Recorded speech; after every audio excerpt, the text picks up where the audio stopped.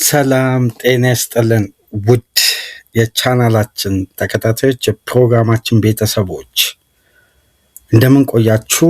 የዕለተ አርብ ፕሮግራማችንን እነሆ ጊዜና ሰዓቱን ጠብቀን ወደ እናንተ ይዘን መጥተናል። በዛሬው ፕሮግራማችን የመጀመሪያ ክፍል ትኩረት አድርገን ከምናነሳቸው ነጥቦች መካከል የእንግሊዝ ፕሪሚየር ሊግ ዛሬ ምሽት 4 ሰዓት በይፋ የሚጀምር ይሆናል። የአምናው ሻምፒዮን የሚካኤል አርቴታ አርሴናል በሜዳውና በደጋፊው ፊት አዲሱን የፕሪሚየር ሊጉን የተቀላቀለ የሻምፒዮንሺፕ አሸናፊ መሆን የቻለው የፍራንክ ላምፓርድን ኮቬንተሪ ሲቲን በኤሚሬትስ ምሽት ላይ የሚያስተናግድ ይሆናል። ሊጉ እንግዲህ በይፋ ዛሬ ምሽት ይጀመራል። የናፈቅነው ረጅም ጊዜ ይህ ውድድር እንግዲህ ሳንመለከት አርሴናል የሊጉ ሻምፒዮን ከሆነ በኋላ ከረጅም ጊዜያት በኋላ በድጋሚ ፕሪሚየር ሊግ ዛሬ ምሽት ለደጋፊዎቹ ለሚወዱት ለሚያደንቁት በርካታ በመላው ዓለም ተመልካች ያለው ልዩ ውድድር ዛሬ ምሽት በአምናው ሻምፒዮን አርሴናል እና በሻምፒዮንሺፕ አሸናፊው ኮቬንተሪ ሲቲ በይፋ የማችዴይ 1 ዛሬ የሚጀምር ይሆናል። ፕሪሚየር ሊግ በይፋ መመለሱን ተከትሎ በርካታ የሚነሱ ነጥቦች አሉ። የዘንድሮ ፉክክር ምን አይነት መልክ ይኖረዋል? የሚካኤል አርቴታ አርሴናል አሁንም ከፍተኛ እድል ያለው ባክ ቱ ባክ የማሸነፍ ከፍተኛ አድቫንቴጅ የተፈጠረ በሚመስል ደረጃ ሌሎች ክለቦች ራሳቸውን ለማጠናከር ሽግግር ውስጥ የገቡበት ርቀት፣ አርሴናል ደግሞ እንደ ቡድን ራሱን ያጠናከረበት መንገድና ስብስቡ ሳይነካካ ሳይዛነፍ ባላንሱን ሳይስት በዛ ጠንካራ ብቃቱ ላይ ሁለት የተለያዩ ኳሊቲዎችን ጨምሮ አደራጅቶ ብቁ አድርጎ እንዲሁም ለወደፊት በትልቅ ደረጃ የሚጠበቁ ወጣት ተጫዋቾችንም አካቶ እንግዲህ በይፋ በዛሬው ዕለት ምሽት ላይ የፕሪሚየር ሊጉን ጨዋታ የቀድሞ በሜዳ ላይ አብሮ በጋራ በተቃራኒ ብዙ ፍልሚያ ብዙ ፍጥጫ ያደረጉትን በአሰልጣኝነትም ጠንካራ ግንኙነት የነበራቸው የሌላኛው የለንደን ክለብ ተጫዋች አሰልጣኝም የነበረውን ፍራንክ ላምፓርድ ዛሬ እንግዲህ ሚካኤል አርቴታ በሜዳውና በደጋፊው ፊት የሚያስተናግድ ይሆናል። ይህን ጨዋታ በተመለከተ ቅድመ ጨዋታ ነጥቦችን አንስተን በዚህ ፕሮግራም የምንወያይ ይሆናል። የመጀመሪያ ክፍል ትኩረታችን የእንግሊዝ ፕሪሚየር ሊግ ዛሬ ምሽት በደማቅ ሁኔታ የሚጀምረውን የአርሴናልና ኮቬንተሪ ሲቲን በተመለከተ የምናነሳቸው ቅድመ ጨዋታ ነጥቦች ይኖራሉ። ይሄ ፕሮግራም እንደተጠናቀቀ በትናንትናው ዕለት በተሰሙ የዝውውር መረጃዎች ጠለቅ ብለን በኢንሳይድ አንፊልድ ጉዳዮችን የምናነሳ ይሆናል። በሶስተኛ ክፍል የሁሉንም ክለቦች የዝውውር ወቅታዊ የ24 ሰዓት መረጃዎችን አፕዴት የምናደርጋችሁ ይሆናል። በእነዚህ 3 ፕሮግራሞች ከእናንተ ጋር ዕለተ አርብን ቆይታ ስናደርግ እናንተ ፕሮግራማችንን ላይክ እያደረጋችሁ ማድመጥ እንዲጀምሩ፣ አዲስ ከሆናችሁ ደግሞ ሰብስክራይብ በማድረግ ለቻናላችን ቤተሰብ እንድትሆኑ፣ ይህንን ፕሮግራም ከሀገር ውጭ በባህር ማዶ የምታደምጡ ውድ የቻናላችን ተከታታዮች ድጋፋችሁን በሱፐር ስቲከር፣ ሱፐር ቻት፣ ሱፐር ታንክስ ድጋፍ እንድታደርጉ የአክብሮት ግብዣችን እያቀረብን እስቲ በቀጥታ ከዛሬው የእንግሊዝ የህትመት ውጤቶችን እንመልከት። ጋዜጦች በዛሬው ዕለት ምንን ትኩረት አድርገዋል? የበለጠ በማን ዙሪያ ትኩረት ሰጥተው እየተወያዩበት ነው የሚገኘው የሚለውን እስቲ በስክሪናችን ላይ እያንዳንዱን የእንግሊዝ የህትመት ውጤቶችን ተመልከቷቸው። ሁሉም ሚዲያ ላይ የምትመለከቱት በትናንትናው ዕለት የሚካኤል አርቴታ ጋዜጣዊ መግለጫና ጠንካራው ተነሳሽነት ለሌሎች ክለቦች አስፈሪና አስደንጋጭ የሆነው ዛቻም የቡድኑ መነቃቃት ከአምናው በብዙ ርቀት የተሻለ ስብስብ እንደሆነ ተጫዋቾች አብሮ በጋራ አንድ የውድድር ዓመት መቆየታቸው ምን ያክል ለመብላላት ለመዋሃድ አመቺ ሂደቶች እንደፈጠረና አሁን ላይ ማንኛውንም የፕሪሚየር ሊግ ተጋጣሚ ለመቅጣት የቡድናችን አቅም ስብስብ ጥንካሬ በቂ ነው ብሎ ነው እንግዲህ አርቴታ በትናንትናው ዕለት ጋዜጣዊ መግለጫውን መስጠት የቻለውና አብዛኛው ጋዜጦች የእንግሊዝ የዛሬ ህትመት ዋና ከቨር የአርቴታን ከፍተኛ ተነሳሽነት፣ ፍላጎት፣ የቡድኑን ጥንካሬ በዘንድሮ የውድድር ዓመት ምን አይነት አርሴናልን ልንመለከት እንደምንችል ከወዲሁ ጥቆማም አስፈሪነቱ ያለውን አቅም በመግለጽ እንግዲህ በተለየ ተነሳሽነትና ፍላጎት ጋዜጣዊ መግለጫው ደስታን የተሞላ አዲስ ሌላ የመራብ ስሜትን የያዘ የውድድር ዓመት ሊሆን እንደሚችል ጠንከር ያሉ ሀሳቦችን በማንሳት አርቴታ እንግዲህ ቡድኑን ረጅም ርቀት ማዘጋጀቱና የዘንድሮ የውድድር ዓመት ከአምናው በተሻለ ሁኔታ በሌሎች ትላልቅ ድሎችም የታጀበ እንደሚሆን እየገለጸ ነው የሚገኙ። በሌሎች ውድድሮች ላይም ቡድኑ ረጅም ርቀት ለመጓዝ ሻምፒዮን ለመሆን የሚያስችል በቂ አቅምና ጥንካሬ ላይ እንደሚገኝም በመግለጽ ነው አርቴታ በትናንትናው ዕለት ጋዜጣዊ መግለጫው እንግዲህ ለተቀናቃኝ ክለቦች ራሳቸውን በበቂ ሁኔታ ሳያጠናክሩ ሳያብላሉ ያለባቸውን ክፍተት ሳይደፍኑ ለመጡ ክለቦች እንግዲህ የበለጠ እንቅልፍ የሚነሳ ጋዜጣዊ መግለጫ ነው። አርሴናል እንደ ቡድን ባለው ጥንካሬ ላይ ጊማሬሽን እነ ክርስቶስ ዞሊስን በተጨማሪም ከትናንት በስቲያ እንደሰማችሁት እንደተመለከት ነው በትናንትናው ዕለት ትልቁን የሜዲካል ስቴፕ የጀመረው እዝሪ ኮንሳን አርሴናል በቀጣይ ቀናት ራሱ ክለቡ ይፋ እንደሚያደርግ ይጠበቃል። እነዚህን ተጫዋቾች ወደ ስብስቡ በማካተት ባለበት ክፍተት ሳይሆን ያለበትን ጥንካሬ ነው የበለጠ ከፍ አድርጎ ለዘንድሮ የውድድር ዓመት ዝግጅቱን በአማረ ሁኔታ ያጠናቀቀው። በተወሰኑ ዲፓርትመንቶች እንግዲህ የዝውውር መስኮቱ እስከሚዘጋበት ቀን ድረስ አንዳንድ ማጠናከሪያዎች እንደሚደረጉ ይጠበቃል። በተለይ በግራ ክንፍ በኩል አሁንም ክለቡ በገበያ ላይ ጠንክሮ እየተሳተፈ እንደሆነ ይታወቃል። በአጥቂ አማራጭን በኩል አድቫንቴጆች በጥሩ ሁኔታ ከተከፈቱ ዝውውሮችን ለማካሄድ ክለቡ በንቃት እየሰራ እንደሆነ አሁንም በተመሳሳይ በተለያዩ ሚዲያዎች እየተዘገበ ነው የሚገኘው።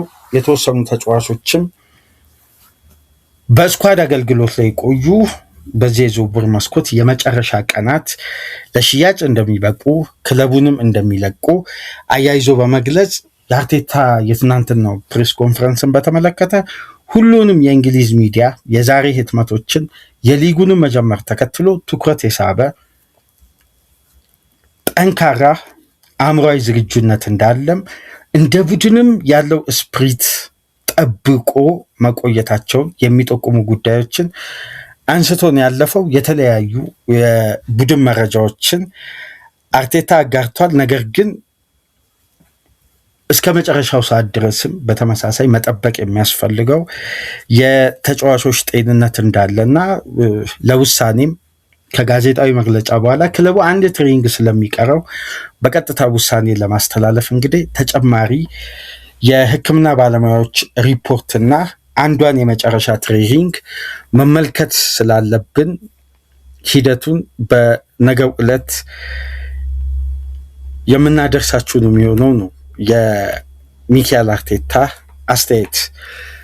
የብሩኖ ጊማሬስ ጤንነት ጉዳይ ነው እንግዲህ በትናንትናው ዕለት በነበረው የቡድኑ ትሬኒንግ ላይ አለመታየቱን ተከትሎ የበለጠ ደግሞ ያለፈው ሳምንት በተደረገው የኮሚኒቲ ሺልድ ጨዋታ ተጫዋቹ ተቀይሮ መውጣቱን ተከትሎ መጠነኛ ህመም እንደተሰማውና ምናልባት ይሄ የመጀመሪያ የመክፈቻ ጨዋታ ሊያመልጠው ይችላል የሚል ሩመርስ ነበር። ነገር ግን አርቴታን ጉዳይ በቀጥታ እስቲ እስከ መጨረሻው ድረስ መመልከት ይኖርብናል፣ በነገው ዕለት የምናውቅ ነው የሚሆነው የሚል ኮንፈርሜሽን ሰጥቷል። ነገር ግን ሳካም ኢዜም ራይስም ለዛሬው ጨዋታ ብቁ እንደሆኑ በመግለጽ የተሟላ ስብስብ ከሞላ ጎደል ጉዳት ላይ ያሉ ተጫዋቾች ሳሊባ፣ ቲምበር በዚህም ወቅት እንደማይመለሱ ይታወቃል።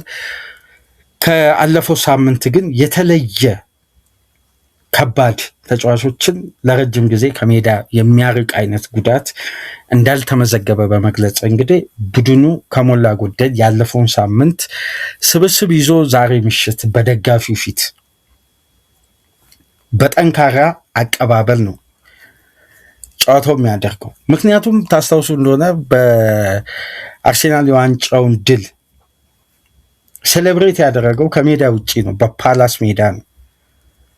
ዛሬ ምሽት በደጋፊው ዘንድ በጣም በእጅጉ ከፍ ያለ ደማቅ አቀባበል፣ ምክንያቱም አርሴናል የመጨረሻ ጨዋታውን በሜዳው አድርጎ ወደ ፓላስ ሜዳ ከሄደ በኋላ ነው የመጨረሻ የውድድር ዓመቱ ማጠቃለያም ዋንጫውን ያነሱበትም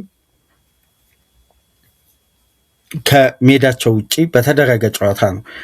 ይሄ ደግሞ በድሉ ላይ ደጋፊው ጋር አብሮ ሰለብሬት ለማድረግ ከሜዳ ውጭ የሚደረግ ጨዋታ ስለነበር ሰፊ የሆነ የመቀመጫ ስፍራ ያገኙ። ስለዚህ በዛሬው ዕለት ነው ደጋፊው የበለጠ የአምናውን ሻምፒዮንነት አብሮ በጋራ ከተጫዋቾች ጋር ሴሌብሬትም ለማድረግ ትላልቅ ዝማሬዎችን በከፍተኛ ተነሳሽነትና አርሴናል አሁን ላይ ካለበት ደረጃ አንጻር የክለቡ ደጋፊዎች በክለባቸው ላይ ያላቸው መተማመን እጅጉን ከፍ ብሎ በደማቅ አቀባበል ለዛሬው ጨዋታ ከፍ ያለ መነቃቃትም ረጅም ርቀት ክለቡ እንዲጓዝ የሚያስችል ማርሽ ቀያሪ አቀባበል ነው የሚደረገው እና ለደጋፊውም ለክለቡም ትልቅ የመክፈቻ ጨዋታ ነው። በደማቅ ሁኔታ ለማድረግ እንግዲህ አርቴታም ተዘጋጅቷል። ደጋፊውም የክለቡን የተጠናቀቀውን ሲዝን ድል ያው በአርሴናል ፕራይድ ዴይ ያ መከበሩ ይታወቃል በለንደን ግን በስቴዲየም ከደጋፊዎች ጋር ዋንጫውን ሰለብሬት ለማድረግ አጋጣሚ በዛው ልክ አልተከፈተም። ምክንያቱም ከሜዳ ውጭ የተደረገ ጨዋታ ስለነበር የመጨረሻው ጨዋታ። አሁን አርሴናል እነዛንም አጋጣሚዎች በማስታወስ ነው የዛሬውን ጨዋታ በደማቅ ሁኔታ ሊጉን የሚከፍቱት ማለት ነው። በተመሳሳይ የዛሬው ተጋጣሚ ኮቨንትሪ ሲቲ ከ25 ዓመት በኋላ ወደ ፕሪሚየር ሊግ የሚያድገው። በርካታ ጊዜ የተለያዩ ጥረቶች ተደርገዋል። ኮቨንትሪ ሲቲ በተደጋጋሚ ፕሌይኦፍ መግባት ችሏል። ግን እስከ መጨረሻው ድረስ ተሻግሮ ፕሌይኦፍን አልፎ ሶስተኛ ክለብ ሆኖ ወደ ሊጉ ለመመለስ ከአንዴም 7 ጊዜ አጋጣሚዎች ተፈጥረው ኮቨንትሪ ሲቲ እድለኛ አልነበረም። በተለያዩ አጋጣሚዎች በአንድ አይነት ካራክተር ቡድኑ ከፕሪሚየር ሊግን ከመቀላቀል አንድ ስቴፕ ወደኋላ ይቀር ነበር። ለምሳሌ ከነዚህ 7 የፕሌይኦፍ ጨዋታዎች ውስጥ በ5ቱ ኮቨንትሪ ሲቲ የተሸነፈው በቀይ ካርድ ምክንያት ነው። ከዛም በኋላ የፍራንክ ላምፓርድ የስራ ቅጥር እንደተፈጸመ ቡድኑ ምን ያክል መነሳሳት ፈጥሮ ላለመውረድ ከሚጫወትበት ተርፎ በተጠናቀቀው ሲዝን ቻምፒየንሺፕን አሸንፎ ነው የመጣው። ይሄ ለኮቨንትሪ ሲቲ ከ5 ዓመት በኋላ ወደ ሊጉ ለማደግ ያደረገውን ጥረት ያደረጉት ጠንካራ ታጋይነት በስተመጨረሻም ፍሬ አፍርቶ ደማቅ ታሪክ ጽፈው ለፕሪሚየር ሊግ በክተዋል።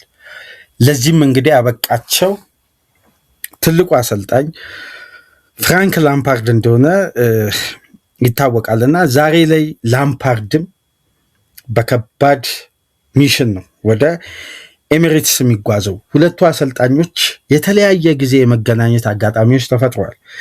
በተለይ ሚካኤል አርቴታ የመጀመሪያ ጨዋታውን ከፍራንክ ላምፓርድ ጋር ባደረገበት 2019 አርሴናልን መሀል ላይ ከኡናይ ኤምሬ በተረከበበት ወቅት በተገናኙበት ጊዜ ላምፓርድ 2-1 ማሸነፉ ይታወሳል።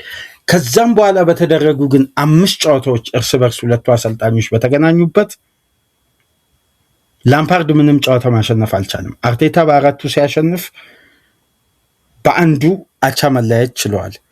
ስለዚህ የሚካኤል አርቴታ የማሸነፍ ሪከርድ ከፍራንክ ላምፓርድ ጋር የእርስ በርስ ግንኙነት በጣም ጠንካራ አስደናቂ ሪከርድ ነበር።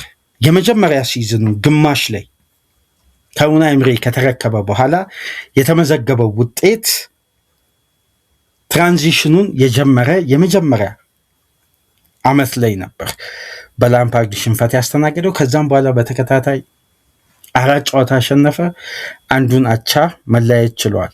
አርሴናል ከ22 ዓመት በኋላ የፕሪሚየር ሊጉን ዋንጫ ካሳካ በኋላ በ85 ነጥብ ጠንካራ የውድድር ዓመት ካሳለፈ በኋላ ቡድኑ ባለፉት 18 ካደጉ ክለቦች ጋር ባደረገው ጨዋታ 17ቱን በድል ተወጥቷል። 18 ወደ ፕሪሚየር ሊጉ ካደጉ ክለቦች ጋር ባደረገው በአንዱ አቻ ያወጣው እንግዲህ የተጠናቀቀው የውድድር ዓመት ከሰንደርላንድ ጋር የነበረው ጨዋታ። የተቀሩትን ጨዋታዎች የሚካኤል አርቴታ አርሴናል በፕሪሚየር ሊግ ከአዲስ ፕሪሚየር ሊጉን ከተቀላቀሉ ክለቦች ጋር በሚያደርገው ጨዋታ ጠንካራ የሆነ ሪከርድ ማስመዝገብ የቻለበት ነው። እንግዲህ እንደምታውቁት ለመጨረሻ ጊዜ ቡድኑ የመክፈቻ ጨዋታን ሽንፈት ያስተናገደው በ2021-22 ነው በብሬንፎርድ።